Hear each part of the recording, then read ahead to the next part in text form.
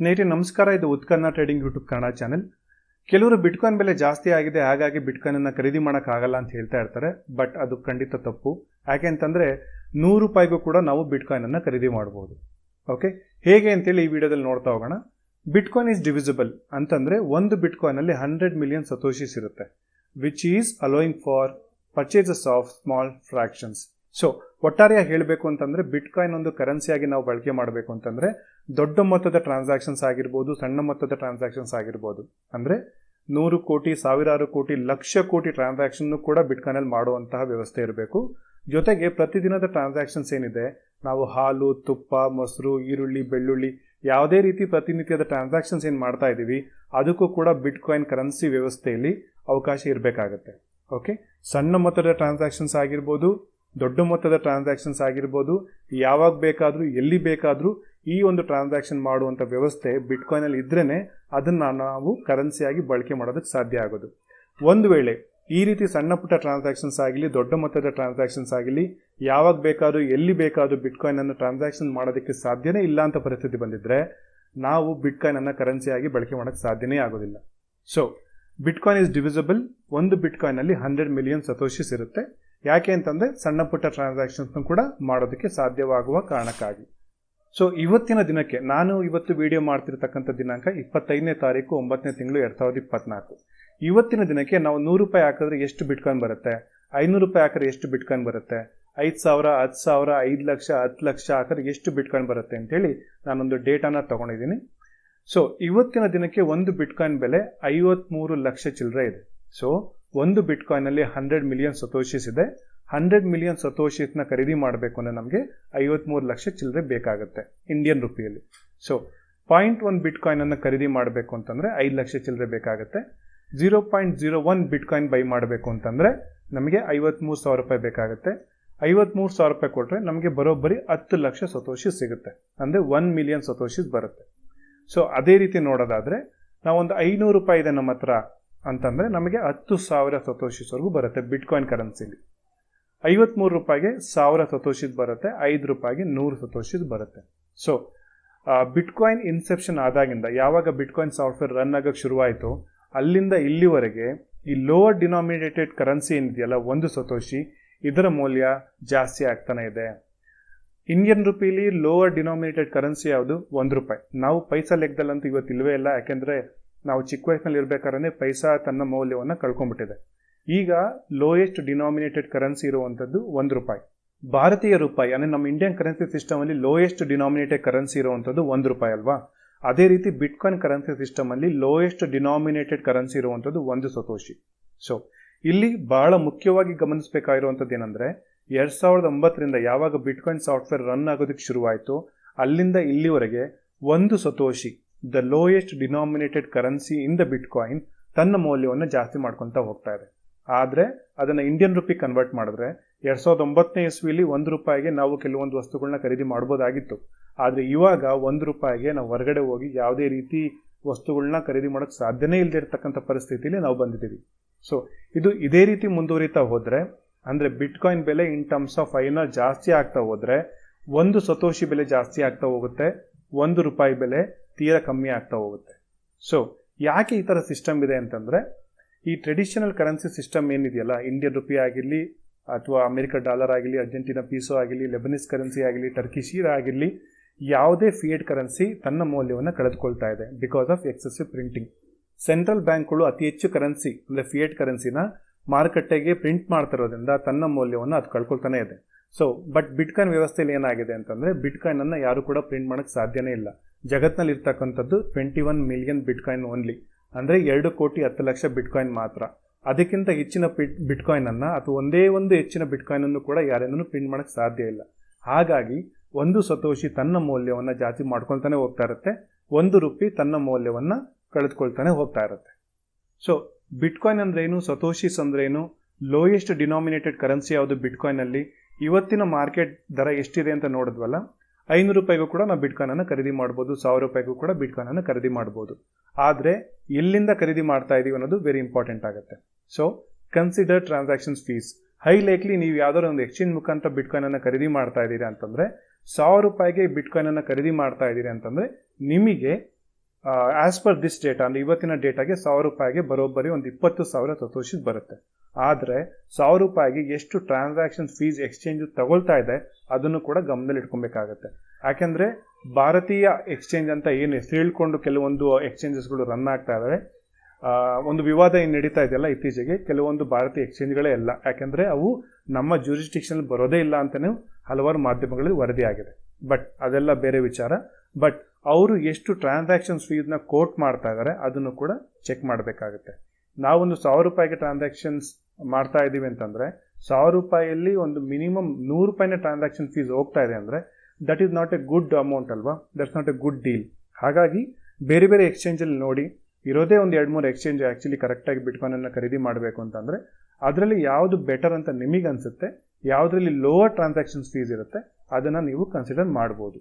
ಬಹುತೇಕ ಬಡ ಮತ್ತು ಮಧ್ಯಮ ವರ್ಗದವರಿಗೆ ₹53 ಲಕ್ಷ ಕೊಟ್ಟು ಒಂದು ಬಿಟ್ಕಾಯಿನನ್ನು ಖರೀದಿ ಮಾಡೋದು ತುಂಬಾ ಕಷ್ಟ. ಓಕೆ, ಅದೆಲ್ಲರಿಗೂ ಗೊತ್ತಿರುವಂಥದ್ದು. ಆದರೆ ಒಂದು ನೇಷನ್ ಸ್ಟೇಟ್ ಆಗಿರಲಿ, ದೊಡ್ಡ ದೊಡ್ಡ ಕಾರ್ಪೊರೇಷನ್ಸ್ ಆಗಿರಲಿ, ಹೆಜ್ ಫಂಡ್ಸ್ ಆಗಿರಲಿ, ಪೆನ್ಷನ್ ಫಂಡ್ಸ್ ಆಗಿರಲಿ, for example L Salvador, micro strategy, ದೊಡ್ಡ ದೊಡ್ಡ ಶ್ರೀಮಂತರಿಗೆ ಇದು ಸಾಧ್ಯ ಆಗುತ್ತೆ. ಬಟ್ ಬಡ ಮತ್ತು ಮಧ್ಯಮ ವರ್ಗದ ಶ್ರಮಿಕ ವರ್ಗದವರಾಗಿರಲಿ, ಜೊತೆಗೆ ನನ್ನನ್ನು ಸೇರಿ ನಾನು ಕೂಡ ಪ್ರತಿ ತಿಂಗಳು ಏನು ಸ್ಯಾಲ್ರಿ ಬರುತ್ತೆ ಅದರಲ್ಲಿ ಇರುವಂಥ ಸಂಬಳದಲ್ಲಿ ಒಂದಿಷ್ಟು ಸತೋಷಿಸ್ನ ನಾನು ಖರೀದಿ ಮಾಡ್ತಾ ಹೋಗ್ತಾ ಇದ್ದೀನಿ. ಸೊ ಫಾರ್ ಎಕ್ಸಾಂಪಲ್ ಇವತ್ತಿನ ಬೆಲೆಗೆ ₹5,000 ಕೊಟ್ಟರೆ ನಮಗೆ 1 ಲಕ್ಷ ಸತೋಷಿಸ್ ಬರುತ್ತೆ.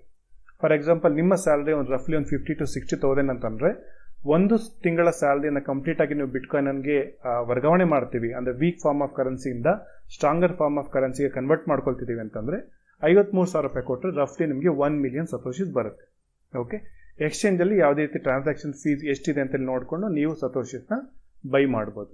So the better way to buy bitcoin is DCA ಅಂದರೆ ಪ್ರತಿ ವಾರ, ಪ್ರತಿ ತಿಂಗಳು ಅಥವಾ 2 ತಿಂಗಳಿಗೆ ಒಂದ್ಸಲಿ ಅವರವರ ಇನ್ಕಮ್ಗೆ ತಕ್ಕಾಗಿ. ಈಗ ಪ್ರತಿ ತಿಂಗಳು ಸ್ಯಾಲ್ರಿ ಬರ್ತಾ ಇದೆ ಅಂದರೆ ಐ ವುಡ್ ರೆಕಮೆಂಡ್ ಪ್ರತಿ ತಿಂಗಳು ಒಂದಿಷ್ಟು ಅಮೌಂಟ್ ಅಂತ ಎತ್ತಿಟ್ಟು ಅದರಲ್ಲಿ ನಾವು ಸತೋಷಿಸ್ನ ಖರೀದಿ ಮಾಡ್ಬೋದು.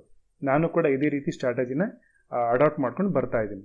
ಸೊ ನಮ್ಮ ಮೊದಲೇ ಹೇಳಿದಾಗೆ ಒಂದು ಬಿಟ್ಕಾಯಿನಲ್ಲಿ ಲೋಯೆಸ್ಟ್ ಡಿನಾಮಿನೇಟೆಡ್ ಕರೆನ್ಸಿ ಅಂತಂದರೆ ಒಂದು Satoshi. Indian currency ಸಿಸ್ಟಮಲ್ಲಿ lowest denominated currency ಅಂದರೆ ₹1 ಅಲ್ವಾ. ಯಾವಾಗ ಬಿಟ್ಕಾಯಿನ್ ಬೆಲೆ 10 ಕೋಟಿ ರೂಪಾಯಿ ರೀಚ್ ಆಗುತ್ತೆ ಇಂಡಿಯನ್ ರುಪಿಯಲ್ಲಿ, ಆವಾಗ ₹1 will be equal to 1 Satoshi. ಅಂದರೆ the lowest denominated currency in the bitcoin, 1 Satoshi, will be equal to lowest denominated currency in the Indian rupee. So bitcoin ಬೆಲೆ ಜಾಸ್ತಿ ಆಗ್ತಾನೆ ಹೋಗ್ತಾ ಇದೆ, ಇಂಡಿಯನ್ ರುಪಿ ತನ್ನ ಮೌಲ್ಯವನ್ನು ಕಳೆದುಕೊಳ್ತಾನೆ ಇದೆ. ಹಾಗಾಗಿ the chances of bitcoin reaching 10 crore is very high. Okay, ಯಾಕೆಂತಂದರೆ ಬಿಟ್ಕಾಯಿನ್ ಇರೋ ನೇಚರೇ ಡಿಫ್ರೆಂಟ್, ಇಂಡಿಯನ್ ರುಪಿ ಇರ್ತಕ್ಕಂಥ ನೇಚರೇ ಡಿಫ್ರೆಂಟ್. ಯಾಕೆಂತಂದರೆ ಬಿಟ್ಕಾಯಿನನ್ನು ಯಾರಿಂದನೂ ಪ್ರಿಂಟ್ ಮಾಡೋಕ್ಕೆ ಸಾಧ್ಯ ಇಲ್ಲ. ಆದರೆ ಫಿಯೇಟ್ ಕರೆನ್ಸಿ ಸಿಸ್ಟಮನ್ನು ಈ ವ್ಯವಸ್ಥೆಯಲ್ಲಿ ನಾವು ಅತಿ ಹೆಚ್ಚು ಪ್ರಿಂಟ್ ಮಾಡ್ತಾ ಇದ್ದೀವಿ. ಹಾಗಾಗಿ ಫಿಯೇಟ್ ಕರೆನ್ಸಿ ತನ್ನ ಮೌಲ್ಯವನ್ನು ಕಳೆದುಕೊಳ್ತಾನೆ ಇದೆ. ಹಾಗಾಗಿ ಇದನ್ನು ನಾವು ಏನೂ ಮಾಡೋಕ್ಕೆ ಸಾಧ್ಯನೇ ಇಲ್ಲ. ನಾವು ಕಷ್ಟಪಟ್ಟು ದುಡಿದಂಥ ದುಡ್ಡಿನ ಮೌಲ್ಯವನ್ನು ಕಾಪಾಡ್ಕೊಬೇಕು ಅಂತಂದರೆ ನಮ್ಮ ಹತ್ರ ಹಾರ್ಡರ್ ಅಸೆಟ್ಸ್ ಇರಬೇಕು. ಹಾರ್ಡರ್ ಅಸೆಟ್ ಅಂದರೆ ಯಾವುದೇ ಕಾರಣಕ್ಕೂ ಯಾರೊಬ್ಬರು ಕೂಡ ಇದನ್ನು ಹೆಚ್ಚಿನಾಗಿ ಪ್ರಿಂಟ್ ಮಾಡೋಕ್ಕೆ ಆಗಬಾರ್ದು. ಫಾರ್ ಎಕ್ಸಾಂಪಲ್ ಚಿನ್ನ ಆಗಿರ್ಬೋದು, ಚಿನ್ನನ ಯಾರಿಂದನೂ ಪ್ರಿಂಟ್ ಮಾಡೋಕ್ಕೆ ಸಾಧ್ಯ ಆಗ್ತಿಲ್ಲ, ಹಾಗಾಗಿ ಚಿನ್ನದ ಮೌಲ್ಯ ಜಾಸ್ತಿ ಆಗ್ತಾ ಇದೆ. ಅದೇ ರೀತಿ ಬಿಟ್ಕಾಯಿನನ್ನು ಕೂಡ ಯಾರಿಂದನೂ ಪ್ರಿಂಟ್ ಮಾಡೋಕ್ಕೆ ಸಾಧ್ಯ ಇಲ್ಲ. ಒಂದೇ ಒಂದು ಹೆಚ್ಚಿನ ಬಿಟ್ಕಾಯಿನನ್ನು ಕೂಡ ಯಾರಿಂದನೂ ಸೃಷ್ಟಿ ಮಾಡೋಕ್ಕೆ ಸಾಧ್ಯನೇ ಇಲ್ಲ. ಹಾಗಾಗಿ ಬಿಟ್ಕಾಯಿನ್ ಬೆಲೆ ಜಾಸ್ತಿ ಆಗ್ತಾ ಇದೆ, ಬಿಟ್ಕಾಯಿನ್ ಅಡಾಪ್ಷನ್ ರೇಟ್ ಜಾಸ್ತಿ ಆಗ್ತಿದೆ, ಬಿಟ್ಕಾಯಿನ್ ಅವೇರ್ನೆಸ್ ಜಾಸ್ತಿ ಆಗ್ತಿದೆ. ಹಾಗಾಗಿ ಎಲ್ಲರೂ ಕೂಡ ತಮ್ಮ ಮೌಲ್ಯವನ್ನು, ತಾವು ಕಷ್ಟಪಟ್ಟು ದುಡಿದಂಥ ದುಡ್ಡಿನ ಮೌಲ್ಯವನ್ನು ಕಾಪಾಡಿಕೊಳ್ಳೇಬೇಕು ಅಂತಂದರೆ ಅನಿವಾರ್ಯ ಪರಿಸ್ಥಿತಿಯಿಂದ ನಾವು ಬಿಟ್ಕಾಯಿನ್ ಕಡೆ ಮುಖ ಮಾಡಲೇಬೇಕಾದಂಥ ಪರಿಸ್ಥಿತಿ ಇದೆ. ಜೊತೆಗೆ ಬಿಟ್ಕಾಯಿನ್ ನಮಗೇನು ಎನಿಮಿ ಏನಲ್ಲ. Okay, bitcoin is neutral. ಯಾಕೆಂದರೆ bitcoin is software, bitcoin is a code, bitcoin is time, bitcoin is energy. Bitcoin ಒಂದು ಕಂಪ್ಲೀಟ್ಲಿ ಸಾಫ್ಟ್ವೇರ್ ಆಗಿರೋದ್ರಿಂದ ಅದಕ್ಕೆ ಯಾವುದೇ ರೀತಿ ಎಮೋಷನ್ಸ್ ಇಲ್ಲ. ಪ್ರತಿಯೊಬ್ಬರಿಗೂ ಕೂಡ ಬಿಟ್ಕಾಯಿನ್ ಸಪೋರ್ಟ್ ಮಾಡ್ತಾ ಇದೆ. ಯಾಕೆಂದರೆ ಪ್ರತಿಯೊಬ್ಬರಿಗೂ ಕೂಡ ತಮ್ಮ ಬೈಯಿಂಗ್ ಪವರನ್ನು ಇನ್ಕ್ರೀಸ್ ಮಾಡ್ಕೊಳ್ಳೇಬೇಕಾದಂಥ ಅನಿವಾರ್ಯ ಪರಿಸ್ಥಿತಿಯಲ್ಲಿ ನಾವಿವತ್ತು ಬದುಕ್ತಾ ಇದ್ದೀವಿ. ಸೊ ಹಲವಾರು ಜನ ಬೇರೆ ಬೇರೆ ರೀತಿಯ ಪ್ರಿಡಿಕ್ಷನ್ಸ್ನ ಹೇಳ್ತಾ ಇದ್ದಾರೆ. ಬಿಟ್ಕಾಯಿನ್ ಬೆಲೆ 10 ಕೋಟಿ ಇಂಡಿಯನ್ ರುಪಿಗೆ 2025ರಲ್ಲಿ ಹೋಗ್ಬೋದು, ಅಥವಾ 2028ರಲ್ಲಿ ಹೋಗ್ಬೋದು, 2030ರಲ್ಲಿ ಹೋಗ್ಬೋದು ಅಂತ. ಬಟ್ ಯಾರು ಕೂಡ ಬಿಟ್ಕಾಯಿನ್ 10 ಕೋಟಿ ರೂಪಾಯಿಗೆ ಹೋಗೋದೇ ಇಲ್ಲ ಅಂತ ಯಾರೂ ಹೇಳ್ತಾ ಇಲ್ಲ. Okay, everyone are bullish. Bitcoin ಬೆಲೆ ಜಾಸ್ತಿ ಆಗ್ತಾನೆ ಹೋಗ್ತಾ ಇರುತ್ತೆ, ಫಿಯೇಟ್ ಕರೆನ್ಸಿ ತನ್ನ ಮೌಲ್ಯವನ್ನು ಕಳೆದುಕೊಳ್ತಾನೆ ಇರುತ್ತೆ. ಯಾಕೆಂತಂದರೆ ಅದು ನೇಚರ್ ಇರೋದೇ ಹಾಗೆ. ಓಕೆ, ಹಾಗಾಗಿ ಇದನ್ನು ನಾವು ಬದಲಾಯಿಸೋಕ್ಕೆ ಸಾಧ್ಯ ಆಗೋದಿಲ್ಲ. ಬಿಟ್ಕಾಯಿನ್ ಅಡಾಪ್ಷನ್ ಜಾಸ್ತಿ ಹೋದಂಥ ಸಂದರ್ಭದಲ್ಲ ನಾನು ಹೇಳುವಂಥದ್ದು ಏನಂದರೆ 2025ಕ್ಕೇ ಈ ಮೊತ್ತ ರೀಚ್ ಆದರೂ ಕೂಡ ಆಶ್ಚರ್ಯ ಪಡಬೇಕಾಗಿಲ್ಲ. ಯಾಕೆಂತಂದರೆ ಈಗ ಇಂಡೆಕ್ಸ್ ಫಂಡ್ಗಳು ಬಿಟ್ಕಾಯಿನನ್ನು ಬೈ ಮಾಡ್ತಾ ಇದ್ದಾವೆ, ಪೆನ್ಷನ್ ಫಂಡ್ಗಳು ಬೈ ಮಾಡ್ತಾ ಇದ್ದಾವೆ, ಹೆಜ್ ಫಂಡ್ಸ್ ಬೈ ಮಾಡ್ತಾ ಇದ್ದಾವೆ, ಕಾರ್ಪೊರೇಷನ್ ಬೈ ಮಾಡ್ತಾ ಇದೆ, ನೇಷನ್ ಸ್ಟೇಟ್ ಬೈ ಮಾಡ್ತಿದೆ. ಎಲ್ ಸಲ್ವಡಾರ್ ದೇಶ ಬೈ ಮಾಡ್ತಿದೆ. ನಮ್ಮ ದೇಶದ ಪಕ್ಕದಲ್ಲಿರ್ತಕ್ಕಂಥ ಭೂತಾನ್ ದೇಶ 13,000ಕ್ಕೂ ಹೆಚ್ಚು ಬಿಟ್ಕಾಯಿನ್ ಅನ್ನು ಖರೀದಿ ಮಾಡಿದ್ದಾವೆ. ಅವ್ರ ಪಾಪ್ಯುಲೇಷನ್ ಇರೋದೇ 8 ಲಕ್ಷ. ಸೊ ಹಾಗಾಗಿ ಇತ್ತೀಚೆಗೆ ಜಪಾನ್ ಕೂಡ ಬಿಟ್ಕಾಯಿನ್ ಅನ್ನು ಖರೀದಿ ಮಾಡಬೇಕು ಅಂತೇಳಿ ವರದಿ ಕೆಲವೊಂದು ಒಲವು ವ್ಯಕ್ತಪಡಿಸ್ತಾ ಇದೆ. ಅಂತಾರಾಷ್ಟ್ರೀಯ ಮಾಧ್ಯಮಗಳಲ್ಲಿ ಕೂಡ ಇದು ವರದಿ ಆಗಿತ್ತು. ಸೊ ಹಾಗಾಗಿ ಪ್ರಪಂಚದಾದ್ಯಂತ ಯಾರೆಲ್ಲ ತಮ್ಮ ಫಿಯಟ್ ಕರೆನ್ಸಿ ಮೌಲ್ಯ ಕಮ್ಮಿ ಆಗ್ತಾ ಇದೆ, ಹಾಗಾಗಿ ನಾವು ಬಿಟ್ಕಾಯಿನ್ ಖರೀದಿ ಮಾಡಲೇಬೇಕು ಅಂತ ಏನಾದರೂ ಡಿಸೈಡ್ ಮಾಡಿದ್ರೆ, ಅಂದರೆ ಅಡಾಪ್ಷನ್ ರೇಟ್ ಆಫ್ ಬಿಟ್ಕಾಯಿನ್ ಜಾಸ್ತಿ ಹೋದಂಥ ಸಂದರ್ಭದಲ್ಲ ಅತಿ ಹೆಚ್ಚು ಬಿಟ್ಕಾಯಿನ್ ಸಪ್ಲೈ ಅಂತ ಯಾರನ್ನೂ ಕ್ರಿಯೇಟ್ ಮಾಡೋಕ್ಕಾಗೋದಿಲ್ಲ. ಒಂದು ಕಡೆ ಸಪ್ಲೈ ಶ್ರಿಂಕ್ ಆಗ್ತಾ ಇದೆ, ಇನ್ನೊಂದು ಕಡೆ ಡಿಮ್ಯಾಂಡ್ ಜಾಸ್ತಿ ಆಗ್ತಿದೆ. ಹಾಗಾಗಿ ಬಿಟ್ಕಾಯಿನ್ ಬೆಲೆ ಜಾಸ್ತಿ ಆಗಲೇಬೇಕು. ಸೊ ಇನ್ನೊಂದು 1-2 ವರ್ಷಗಳಲ್ಲಿ ಅಥವಾ ಒಂದು 5-6 ವರ್ಷಗಳಲ್ಲಿ ಒಂದು ಬಿಟ್ಕಾಯಿನ್ ಬೆಲೆ 10 ಕೋಟಿ ರೀಚ್ ಆದರೂ ಕೂಡ ಆಶ್ಚರ್ಯ ಪಡುವಂಥ ಸಂಗತಿ ಏನಲ್ಲ. ಯಾಕೆಂತಂದರೆ ಅರ್ಜೆಂಟೀನಾ, ಲೆಬನೀಸ್ ಕರೆನ್ಸಿ, ಟರ್ಕಿಶ್ ಲೀರಾ ಈ ಕರೆನ್ಸಿ ಸಿಸ್ಟಮ್ ತನ್ನ ಮೌಲ್ಯವನ್ನು ಅತಿ ಹೆಚ್ಚು ಕಳ್ಕೊಳ್ತಾನೆ ಇದೆ. ಅದರಲ್ಲಿ ನೋಡಿದ್ರೆ ಬಿಟ್ಕಾಯಿನ್ ಬೆಲೆ ಒಂದೇ ದಿನಕ್ಕೆ 1 ಪಟ್ಟು 2 ಪಟ್ಟರಷ್ಟು ಜಾಸ್ತಿ ಆಗ್ತಾ ಇದೆ. ಸೊ ಹಾಗಾಗಿ it all depends on the current market situation. ಜನ ಎಷ್ಟು ಬೇಗ ಬಿಟ್ಕಾಯಿನನ್ನು ಅರ್ಥ ಮಾಡ್ಕೊಳ್ತಾರೆ, ಫಿಯಟ್ ಕರೆನ್ಸಿ ಸಿಸ್ಟಮ್ ತನ್ನ ಮೌಲ್ಯವನ್ನು ಯಾಕೆ ಕಳ್ಕೊಳ್ತಾ ಇದೆ ಅಂತೇಳಿ ಅರ್ಥ ಮಾಡ್ಕೊಳ್ತಾರೆ, ಅಷ್ಟು ಬೇಗ ನಾವು ಬಿಟ್ಕಾಯಿನನ್ನು ಈ ಒಂದು ವ್ಯಾಲ್ಯೂ ಅಂದರೆ 10 crore INRಗೆ ನೋಡ್ಬೋದು. ಸೊ ಸಣ್ಣ ಮೊತ್ತಕ್ಕೂ ಕೂಡ ₹100, ₹500, ₹1,000, ₹5,000 ಕೂಡ ಬಿಟ್ಕಾಯಿನ್ ಖರೀದಿ ಮಾಡ್ಬೋದು ಅಂತ ಗೊತ್ತಾಯ್ತಲ್ಲ. ಒಟ್ಟಾರೆ ಹೇಳಬೇಕು ಅಂತಂದರೆ ನಾವು ಈಗ ಪ್ರತಿನಿತ್ಯ INR ಹೀಗೆ ಬಳಸ್ತಾ ಇದ್ದೀವಿ. ದೊಡ್ಡ ಟ್ರಾನ್ಸಾಕ್ಷನ್ಸ್ ಆಗಿರ್ಬೋದು, ಸಣ್ಣ ಟ್ರಾನ್ಸಾಕ್ಷನ್ಸ್ ಆಗಿರ್ಬೋದು, ಎಲ್ಲ ಮಟ್ಟದ ಟ್ರಾನ್ಸಾಕ್ಷನ್ಸ್ ಅಂದರೆ ಕಂಪ್ನಿ ಲೆವೆಲ್ ವಹಿವಾಟು, ದೇಶದ ಲೆವೆಲ್ ವಹಿವಾಟು, ಸಣ್ಣ ಪುಟ್ಟ ಲೆವೆಲ್ ವಹಿವಾಟು, ಎಲ್ಲ ಥರದ ಟ್ರಾನ್ಸಾಕ್ಷನ್ ಕೂಡ ಬಿಟ್ಕಾಯಿನಲ್ಲೂ ಕೂಡ ಮಾಡ್ಬೋದು. ಇನ್ಫ್ಯಾಕ್ಟ್ ಬಿಟ್ಕಾಯಿನಲ್ಲಿ ಅದು ಮಾಡೋಕ್ಕೆ ಸಾಧ್ಯ ಆಗಿಲ್ದಲೇ ಇದ್ದರೆ ಇವತ್ತು ಒಂದು ಬಿಟ್ಕಾಯಿನ್ ಬೆಲೆ 53 ಲಕ್ಷಕ್ಕೆ ರೀಚ್ ಆಗ್ತಾನೆ ಇರಲಿಲ್ಲ. ಓಕೆ, ಸೊ ಬಿಟ್ಕಾಯಿನಲ್ಲಿ ಕರೆನ್ಸಿಯಾಗಿ ಬಳಕೆ ಮಾಡುವಂತಹ ಎಲ್ಲ ಕ್ಯಾರೆಕ್ಟರಿಸ್ಟಿಕ್ಸು ಇದೆ. ಬಹುತೇಕ ಜನರಿಗೆ ಇದ್ರ ಬಗ್ಗೆ ಇನ್ನೂ ಅವೇರ್ನೆಸ್ ರೀಚ್ ಆಗಿಲ್ಲ. ನಿಮಗೂ ಕೂಡ ಯಾವುದಾದ್ರೂ ಈ ರೀತಿ ಫ್ರೀಕ್ವೆಂಟ್ಲಿ ಆಸ್ಕ್ಡ್ ಕ್ವಶನ್ಸ್ ನಿಮ್ಮಲ್ಲೂ ಕೂಡ ಇದ್ದರೆ ನಾನು ಸಜೆಸ್ಟ್ ಮಾಡೋದು ಏನು ಅಂತಂದರೆ ಬಿಟ್ಕಾಯಿನ್ ಓದಿ. ಯಾಕೆಂತಂದರೆ ಬಿಟ್ಕಾಯಿನಲ್ಲಿ ಹಣಕ್ಕೆ ಇರಬೇಕಾದಂಥ ಎಲ್ಲ ಕ್ಯಾರೆಕ್ಟರಿಸ್ಟಿಕ್ಸ್ ಕೂಡ ಇದೆ. ಈ ವಿಡಿಯೋದಲ್ಲಿರೋ ಮಾಹಿತಿ ನಿಮ್ಗೇನಾದ್ರು ಇಷ್ಟ ಆಗಿದೆ, ವಿಡಿಯೋನ ಲೈಕ್ ಮಾಡೋ ಮುಖಾಂತರ ಸಪೋರ್ಟ್ ಮಾಡಿ. ಈ ವಿಡಿಯೋದ ಟಾಪಿಕ್ ಬಗ್ಗೆ ನಿಮ್ಮದೇ ಆದಂಥ ಅನಿಸಿಕೆ, ಅಭಿಪ್ರಾಯ ಅಥವಾ ಪ್ರಶ್ನೆಗಳು ಏನಾದ್ರು ಇದ್ದರೆ ಈ ವಿಡಿಯೋನ ಕಾಮೆಂಟ್ ಸೆಕ್ಷನಲ್ಲಿ ತಿಳಿಸಿ. ನಾನು ಅದನ್ನು ಚೆಕ್ ಮಾಡಿ ಖಂಡಿತವಾಗ್ಲೂ ಕೂಡ ರಿಪ್ಲೈ ಮಾಡ್ತೀನಿ. ಧನ್ಯವಾದಗಳು.